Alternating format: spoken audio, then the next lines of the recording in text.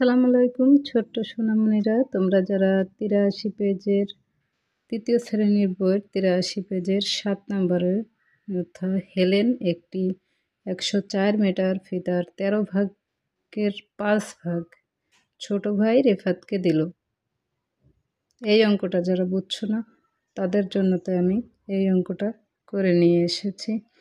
তো এখানে কিন্তু বলছে যে রিফাত কত মিটার ফিতা পেল।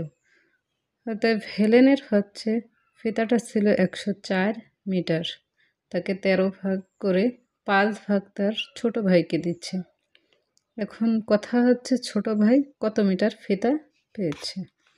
তো অনেক সহজ করে সমাধান করে দিচ্ছি তোমাদের, কারণ পরীক্ষার ফলে যে কিছুদিন পরেই তোমাদের ফাইনাল পরীক্ষা, তো পরীক্ষার ফলে যে তোমরা ওখানে যে সময় পাবা না, অনেক অঙ্ক একসাথে থাকবে, সময় যত অঙ্ক যাতে ছোট করে সুন্দর করে বুঝিয়ে আসতে পারো, তো সেইভাবে আমি অঙ্কটা দেখো এখানে সাজিয়েছি। তো এখানে লিখতে হবে প্রথমে যে ভাগ ছিল ১৩টা, প্রথমে ভাগ ছিল ১৩টা। তো মোট ফিতা ছিল ১০৪ মিটার। তো ফিতা যেহেতু ১০৪ মিটার আছে, তো আমরা এখানে সহজে সুন্দর করে লিখেছি ১৩ ভাগে হয়। ১৩ ভাগে হয়, তুমি যত ছোট সহজ সুন্দর করে বুঝিয়ে লিখতে পারবে ততই তোমারও ভালো, বোঝার জন্য ছাত্রেরও ভালো হবে। তো ১৩ ভাগে হয় ১০৪ মিটার, এক ভাগে হয়,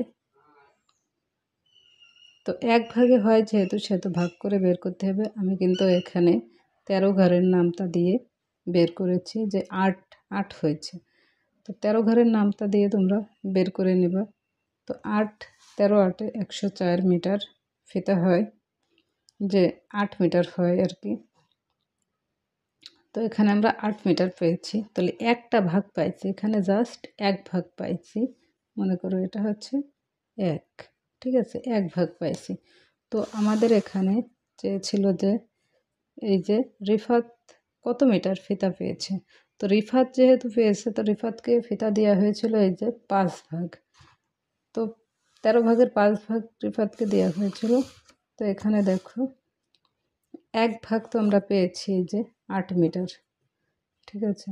এখন এক ভাগে হয় ৮ মিটার, আর ৫ ভাগে হয় মানে সেই ১৩ ভাগের থেকে যে ৫ ভাগ দেওয়া হয়েছিল সেই ৫ ভাগ, তা ৫ ভাগে হয়। তো এখানে ফিতা রিফাত পেয়েছিল, রিফাতকে দেয়া হলো,